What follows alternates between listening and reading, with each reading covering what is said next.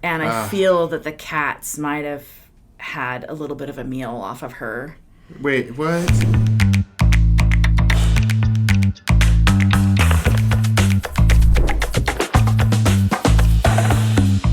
Welcome to Flipping Filthy. We're your hosts. I'm Dustin Bruce. And I'm Megan Wilaby. We want to take you on this journey where we share with you some of the craziest flip stories that we've had in the past 15 years of flipping homes. And we're going to take you through the home runs, the mistakes that we've made, and all of the crazy things that we've done while flipping houses. So let's go. Welcome to Flipping Filthy. Megan, are you excited for this episode today? I am. I'm really excited. I thought, how am I going to match what you had to talk about with your first horrible house? What was that called? The Halloween house, right? Okay, so yeah, my house is the cat house. The cat house. The cat house. Wow.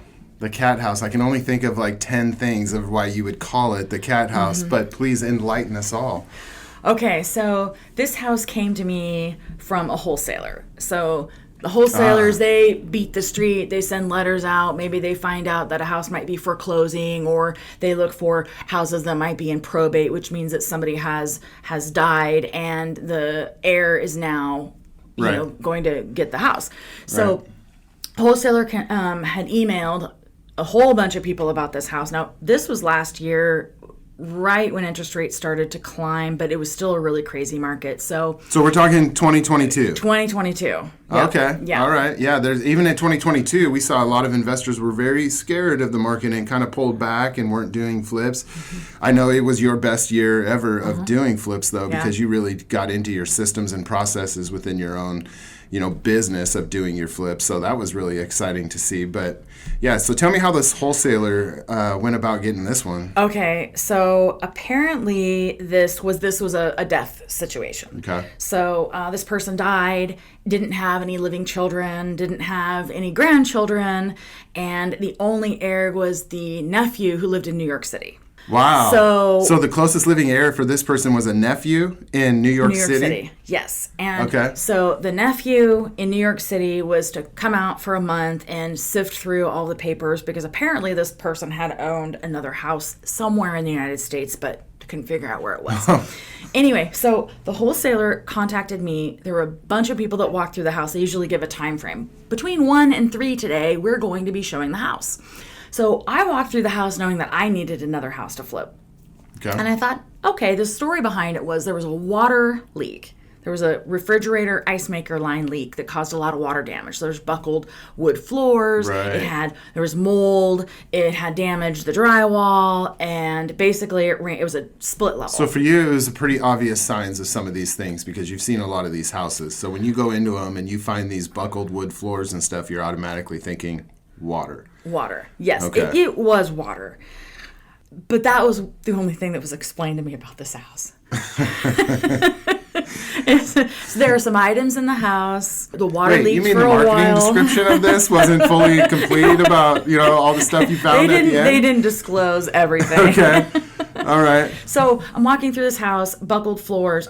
Immediately the smell of cat urine, poop, cat living litter box just heavy was just very, very heavy in the house. And I thought, okay, well, if the water line leaked and it was kind of mixing in with the carpet and the carpet had been soiled by the cats or whatever, that's the explanation for it.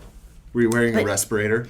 I wasn't wearing a respirator, but as I was walking through the house, I thought, okay, well, I'm going to go downstairs, I'm going to go upstairs. Obviously the water went downstairs from the kitchen, so it was a tri-level. So kitchen in the middle, basement, garage downstairs, and upstairs were the bedrooms. And so I'm walking through the house. I think, okay, there's probably a lot of cats that lived here. And this person was maybe an older person and didn't really clean up after the cats. Mm-hmm. And then I get upstairs and I think, okay, well, this is the bedroom, obviously. And this is an office, obviously, an extra bedroom. And so I ended up buying the house. You liked it? Yes, I liked the house. I felt like the numbers worked. I was going to be able to make a decent amount of money on it. I didn't feel that the rehab was going to be too existential Yeah. Or, But when you walked the house, you felt it was functional too, right? Like, right, sure. It had nice flow. It just needed to be turned back into very a high ceilings. It seemed it was a newer house. It was a really great big corner lot. There was a lot of overgrowth, so the lawn had not been mowed for years. And so I didn't really know, how long this person had been dead before the nephew was notified. I didn't know if the house had, maybe she paid for the house. Maybe the neighbors were the people that had to find out that maybe there was water running underneath the garage door out the driveway. Yeah. And that's how they noticed that there might have been something wrong, because I don't know if they would see this lady on a regular basis or not, but it was just her. So I buy the house. I pay $40,000 over what the wholesaler was asking for. And why is that? There was a lot of competition. So there was a lot of people in on this property. A lot of people liked it. Yes, a lot of people liked it. And so I told the guy I need another house, so I'll just pay extra for this home. They go, great. They love that. They love that idea. Yeah. They were so happy with me that day. I think I would like that idea too. Yeah. So close on the house, start walking through, and realize that the amount of smell and stench from the cats was really overwhelming. Mm-hmm. So I wasn't sure if it was if the lady was alive and she just didn't care for the cats, or that they kind of had the run of the house. I didn't know how many cats there were. I didn't know if maybe she had died and the cats were left in the home, for some number of months. Yeah. I had no idea. So after everything's pulled out, so after the demo, all those. So when let's talk about demo on this for a second, because you go in here and you have this smell that's just completely overwhelming you, and it's cats, right? Mm-hmm. And I've had homes before where you have that heavy cat smell, and one of a tip for people listening to this might be to blacklight this, because if you use a blacklight, you will see that pet urine on the walls at night, and you hit those walls and you can see everything, and even on the floors and whatnot. But when you were doing demo, mm-hmm. Were you considering taking out like 3-4 feet of sheetrock? Oh yes, absolutely. Yeah. So first off, because there was a water line, then there was a lot of damage to the drywall. So all of that drywall was removed. All the damaged drywall was removed, and then the sniff test proved that it was important to take about 2 feet up off the floor. But upstairs in the bedrooms, it's like, kind of smells. We'll pull the carpet out, see what happens. Maybe it's just in the carpet. Maybe it's just in the lower section of the drywall. So we pull out as much drywall as we felt like we needed to do. Then a nice coat of paint. Shellac paint works really well to, keep the smell in, maybe. Yeah. And so we did that. And anyway, maybe I should go back to the bedroom. Should I tell you about the bedroom? We need to hear about the bedroom. Absolutely. So the bedroom, middle of the house, middle bedroom, there. So this is one of the kids' bedrooms? Yeah, technically? Yes. I mean, it's not the primary bedroom? Not the primary bedroom. Okay. No. Walk into the bedroom. Yeah, this is when I was touring the house, and I didn't really think anything of it, but there wasn't any carpet in the bedroom. Okay. Yeah. And there was like a spot of white Kills painted. Okay, yeah. In a circle. In a circle. Okay. More of like an oval with one little arm sticking out. No. No, I'm just kidding about the arm. You had me a little bit on that one. I'm like, wait a minute, no. But so I felt that I felt that this was where the woman died, and she was there for quite a few months before she was found. And I feel that the cats might have had a little bit of a meal off of her. Wait, what? Well, there were so many cats. How on earth were they going to live without any food? They had water because the kitchen sink was leaking. They didn't have any food. But where was the food going to come from? And they were trapped in that room, you think? Well, they were trapped in the house. In the house? Okay, well, that makes sense, even in the house, though. Yeah. I mean, she obviously was oozing, and there might have been some... Because no one knows how long actually she had been in there for. Yeah. I'm speculating she may not have even died in the house, but you start putting all of the pieces of the puzzle together. Yeah. And think, okay, well, you see this, spot on the floor that's been painted over quite a few times. There's no carpet in the bedroom. Oh my gosh. The stain spread is about the, size of a oval. Oh, so, okay. So let me get this right. Because what you're saying is that she basically died in this room, let's say. Yeah. And there's tons of cats in this house. Yeah. And they were trapped in the house. And they had water. But there's a no possibility, because they had no food, that they maybe... Possibility, yes. Nibbled. Oh, jeez. Nibbled. And This then... started to sound like a Stephen King movie Yeah, or something. I know, right? And then there was like a scratched, chewed hole in the side of the garage drywall going out the garage. So I feel like the door was kept open a little bit because there was so much junk in the house. She was a hoarder as well. Yeah. And the cats maybe found a small little opening. Maybe a mouse or a rodent had gotten through the garage. Or the water flowed and then just caused a hole to happen. But there was a hole in the garage, and it looked like it was somebody was chewing them their way like out. the kitties were scratching it to try to get out. It could have been a dog, I don't know, but it something chewed a hole in the side of the garage, and there was a hole there. So I believe that after a few months, these animals were able to get out, and maybe that's how they figured out that this lady was no longer alive. So, was there any neighbors around this house? Yeah, in fact, on each side of it? In fact, after I closed, the neighbors across the street, they pillaged the home. They went through all of her stuff, and they took the washer and dryer. They took a whole bunch of stuff because the nephew said, "Oh yeah, just go ahead and go in and take what you need." At that time, I owned the house. Yeah. And they were not supposed to be there, but they had a key. And so when my demo crew showed up, these people were shifting through her stuff. And so they said, get out now. You don't own this house. You need to get out of here. But you could see everything they took out of the house just across the street against the garage. Yeah. Oh my gosh. And I don't think anything's useful. They did a little demo for you. There's just so much cat pee everywhere. Cat poop, cat pee, layers. It was just a mess. Inches. Oh, man. So, okay. All right. So you go into this and you start seeing all these signs. And you're starting to put two and two together and you start trying to figure out what really happened here. Yeah. And then you come to the conclusion that these cats may have nibbled. Yeah, they had nibbled. They may have nibbled at the same time. They were clawing and scratching and trying to get out, but not one neighbor ever saw that any of this was going on. See, your neighbor was nice to tell you the whole story. I didn't get that same respect from any of the neighbors. Now, it could have been the problem house.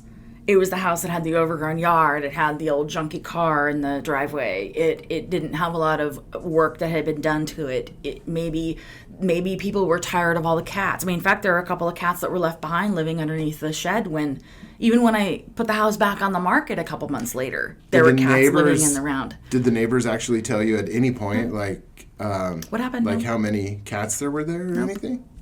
Nope. Nothing. I think it was 20 to 30 cats. Oh, man. I think she was a very intelligent woman. From what I know, she had her MD. She retired. She was in her mid-80s. Yeah. Her husband was also a medical doctor. He died 10 or 15 years before her. Oh. And she just couldn't keep up with the house, and she couldn't keep up with the animals. I mean, obviously they were breeding. Yeah. And then you got feral cats everywhere. Yeah, and if they're feral, then they're not really going to have a lot of respect to a person who's deceased. Yeah, right. That's they're true. They're going to see it as food, not as somebody who pet me. So let's talk about the house. Okay. That so far this is crazy. This is a crazy story, obviously, because I've never heard of nibbling on the owner. I know it's happened, but this is, oh man, this is just okay. So go ahead, tell me more about. Okay. Let's talk about the flip in the house, and now that you kind of figured out what's going on here, but you started your demo. Started the demo, and started putting everything back together again. Get the house on the market. Okay, so it goes on the market. This is in the summertime. The weather is just starting to turn a little on the warmer side. So the house goes on the market for a week. Okay. Then it gets to be about 80 degrees. Okay. And I realize that the people who are showing the house are complaining about the smell. Yeah, there's a cat smell in the house. And it just smells like there's a lot of cat urine. So I go into the house and I realize that the first warm day just released all of the scent that I missed. And so we had to take it off the market and take out all of the drywall upstairs and going up the stairs. So it heated up the house, and all of a sudden the cat smell just came all the way back. Came back, yep. So you temporarily took it off the market to put a stop to the showings because you don't want to lose your buyers, right? And then what'd you have to do? So you took it off the market and then you tore up all the carpet? No, the carpet was replaced. They had sealed the floors, which wasn't the problem. It was the wall. The walls, the more scent was coming through the walls. So the cats had gotten onto the windowsills and peed there. Okay. Then the closet doors, it just absorbed. They climbed onto the furniture. And so cats, they'll climb everywhere. Well, I didn't realize that they were spraying in the upper part of the wall and hitting the ceiling. Because if you've got a big, grandfather clock and they're climbing up there and they're peeing to mark their territory, then it's all the way up to the ceiling. So I had to take the drywall from I replaced 2 feet already. So I had to take from 2 feet up the rest of the drywall out of all 3 bedrooms and the hallway going up the stairs. Oh my And then gosh. I had to reinstall. Yeah, repaint. And you had this home staged, I'm assuming. All the staging went into 1 bedroom. Yeah, so went downstairs. It was nuts. It was absolutely nuts. And then it went back on the market, and somebody thought, it smells so great. How long did it take your crew to do that kind of job? I mean, you take it off the market, you call them, and you're like, hey, guys. Stop what you're doing. We need this to happen. And I think it was 10 days later it was back on the market. Yeah, because, people always think, it's just replacing drywall. But it's not. Right. You got to take it off, then you got to put it back on, and then you got to tape it, mud it and tape it, wait for it to dry, do it again, sand. Right? And then you got to sand it, and then you've got to texture it, and then paint it. Paint it, yeah. Right? It's a process. It takes time. So 10 days you had it all taken off, put back on, and all redone. Yep.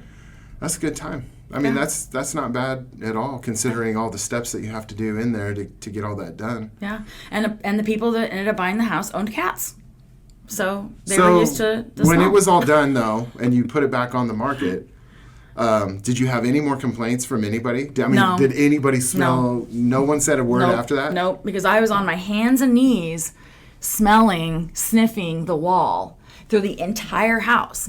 Hands and knees, then I went up the wall. Nope, good. A foot over, up the wall, good. Smell. And we did it everywhere. And it was upstairs on those bedrooms that were the worst. So that was what was fixed. Okay. Yeah. So it goes back on the market, and you had to wait, like 10 days to get it all done, and then you put it back on the market, and you obviously were able to get it sold right away? Yeah, right away. Yeah? Yeah. So it turned out to be a successful flip? It was a successful flip. Yeah. Yeah. But that's a crazy cat story. I mean, I've seen cats, these homes with cats before. Obviously both you and I have been into homes that are considered hoarder homes, right? And a lot of times with those homes, there's always cats. And there's a ton of cats. And it's the same thing you were saying. Like there's urine and cat crap just all over the place. Yeah, and then it gets matted into the floor, it gets matted into the carpet, it gets matted into the stuff. So not only did she had bins and bins of blankets, and she would buy things off Amazon or whatever, and then she'd put them into bins, close the bins up, and then never open them. So there were a lot of things that were new packaging, had price tags on them. She must have liked to have gone and. So the house was pretty full then when the nephew got it and then brought people over to check it out. So the house was full of all their stuff and furniture and I do have a surprise that I want to tell you about. You have a surprise? I do have a surprise. You mean there's more of a surprise than having a cat nibble on? Yeah, okay. There's more of a surprise. So okay, I want to hear this first then. Demoed the entire house. So demo to me is we pull furniture out, we pull the kitchen cabinets out, we pull all the vanities out, flooring, all the stuff that's been left behind. Demo's done. And a few weeks into the project, we think, we need to have somebody check out underneath the house to see if there's, anything that needs to be done to the the crawl space. The crawl space, right? So vapor barrier, insulation, does that need to be replaced or figured out? Well, there was a whole bunch of stuff under the house. This lady packed tires under the house. She had more bins of stuff under the house. She had memorabilia under the house. Was it a big crawl space? It was a big crawl space. So could you stand underneath it? I think it was a short person could stand. Wow. But it was That's full. still a big crawl space. So there was another few $1,000s worth of stuff that needed to be taken out of the house. Taken out of the house. Drug out of there. Yeah. And then during demo, because of the vaulted ceilings in the kitchen, none of the cabinets went all the way to the ceiling. So there was a space that the cats could jump on and sit and poop. Did you find anything cool out of all this stuff? Yeah, what did I keep? So I actually kept a couple of blankets from the house that I use. They're just little throw blankets, but they were new in their package. I kept a few of those, and then there was something else that I kept from the house that I thought was really neat, but I can't remember what that is right now. Well, I noticed that when you said memorabilia, sometimes there's memorabilia left. There were a lot of pictures of her as a child growing up, and there was just nobody that was going to personal stuff. Yeah.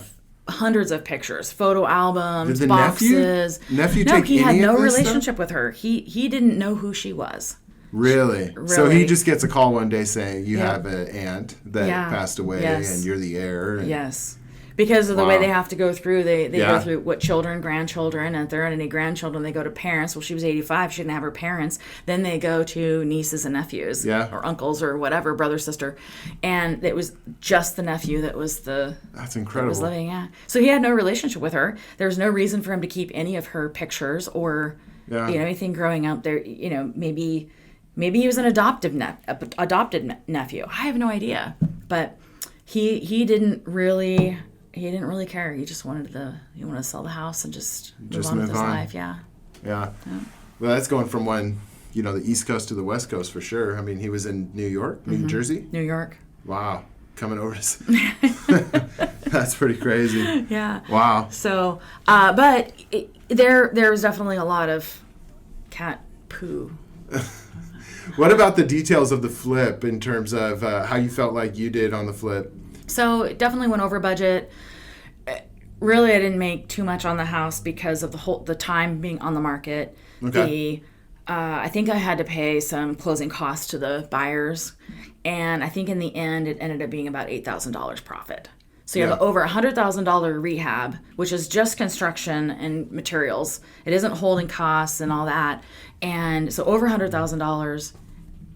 Then going over budget. Yeah. Then having to get it back on the market, thinking, okay, interest rates are now going up. There's not as many people the 10 days that it took to take the drywall out, the market changed significantly. But there was a buyer that had seen it when it first came on the market, and they weren't ready to buy yet because they weren't pre-approved. They got pre-approved during that 10-day period of time, and they swooped right in and bought the house. Oh, wow. So timing was really good, but timing was really bad. So wait a minute. Did your buyer, the people that bought the house, they viewed it when it had the smell?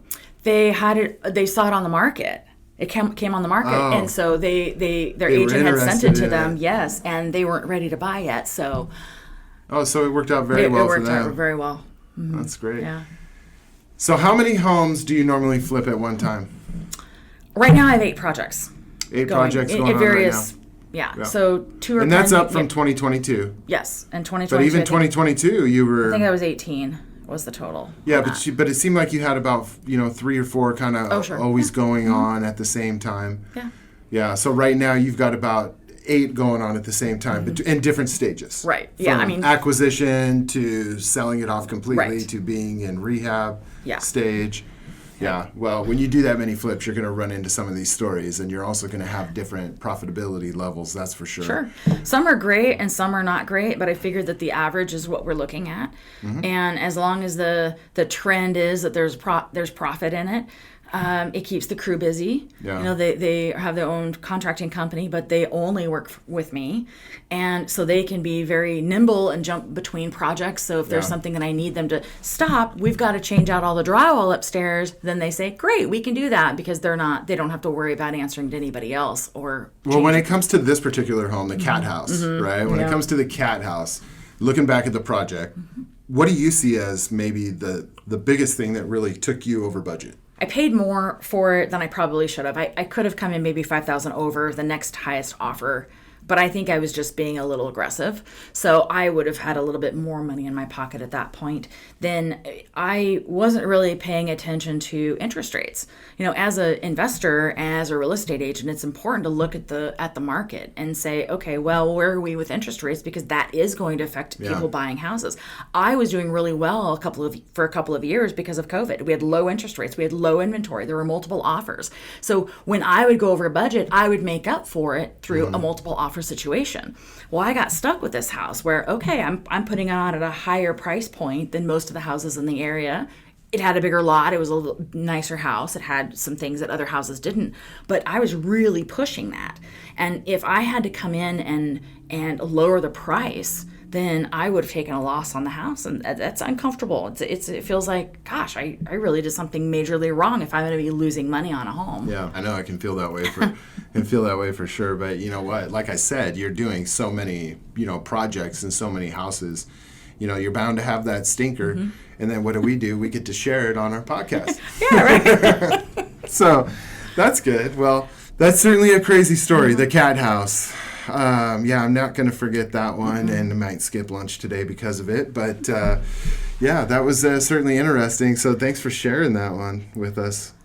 Yeah, so your next house, do you know what you're going to talk about on I got a couple things I've been thinking about, but we'll see. Who knows? Maybe I'll share one of our tragic blunders or something. Who knows? There's always one of those. Well, I feel like we started, flipping homes before all these HGTV shows came out and stuff. I mean, seriously, we were standing at the county auction every Friday morning for 7 straight years at one point. And but last time the market took a downturn in 2008 to 2009-ish area, as a real estate broker, we were trying to think like, man, this is like serious. What are we going to do right now? What should we be doing? And we started thinking about getting into this flipping and investing. And, that's really how we got started. We actually went with a foreclosure group for our first flip because we wanted to see the entire process from somebody else's eyes. Yeah. And so we did. And after we went through that process on the first one, we were thinking, oh, man, we can do this so much better. Like, we just needed to see what you guys were doing here. But cool. So that's where it really started for us. But that really helped us out during a different time in the market. And I've seen some strange markets throughout 24 years of selling real estate. I've definitely seen some different markets. Including the one we're in now can be considered one that most people have never seen if you think about it. But with all these flips that we've done over time, there's been some things that you can look back on and think like, man, when we first started doing this, a whole house rehab and flip we were doing for like $20,000. Yeah, $20,000 to $25,000, and that same flip right now is $90,000. Sure, absolutely. $90,000 to $100,000. So the materials, the labor, all that. But, even the biggest thing that I think everybody who's listening to this podcast and thinking about flipping homes should think about is the people that you use on your project. Okay, sometimes the people that are a little bit more expensive are well worth that cost. You try to go that cheap route. You try to find the guy who can, really work with your budget. Sometimes that, just doesn't work out the greatest. It can backfire for sure. For new investors, especially the ones that don't have those relationships created yet. Mm-hmm. And so really do your due diligence on that and really try to, find people that have done flips, contractors that have been involved with flips. And there's plenty of them out there. There really are. But, these contractors are going to make your life easy or they are going to make it hell. I think the mentality for a lot of the contractors, it's hard for them to wrap their head around just a rehab rather than a rebuild. Yeah. And so a lot of them maybe come from high-end house remodel or they come from new construction. And so to change the mindset of we're not making the walls look perfect. We're not going to fill in every single hole that's there. We're going to let the house have personality because that's what that house is. And we're not making a new house. So they'll come in and say, "Oh, we need to fix this because it's a little off," or the doors, we need to put new doors in, but the doors that are there are just fine. And so it's also communicating with them and training them that, hey, a door is functional, and if it looks fine, there might be two that we need to replace, then let's replace the doors with like kind doors, not replace the entire house with doors. Because when you think about replacing a door, yeah, it's maybe $150 for a door, but now you have to install it, put casing, you have to get a doorknob, install the doorknob, paint, all that stuff goes into it. And so $150 door when you're just shopping for one isn't that much, but by the time it's installed and painted and everything's done, it's a $500 or $600 door. You're 100% right. No, you're 100% right. And I think that you just kind of gain that knowledge as you keep going on. And, for someone out there that's doing their first or second or third flip, I mean, you're really gaining a ton of knowledge. You may be successful, you may not be, but you will be successful in the knowledge that you gain by doing it, because you just have to get your nails into this project and really try to, see what is going to work and what is not going to work. Yeah. It's practice, and if the math is there and you have the ability to jump in and do your first flip, it may not be a home run, but you may learn something along the way. And as much as you can learn, then that's just more information for you to have for your next one. And then those next ones will be, highly profitable. Yeah. Well, that's great. Well, thank you for sharing the cat house story with us today. I really appreciate that. Thank you to everybody who's listening. If you haven't subscribed to the podcast yet, please do. And we look forward to seeing you on the next episode. So for Flippin' Filthy and Dustin Bruce and Megan Wilaby, we look forward to seeing you next time. Yeah. Take care. It's great.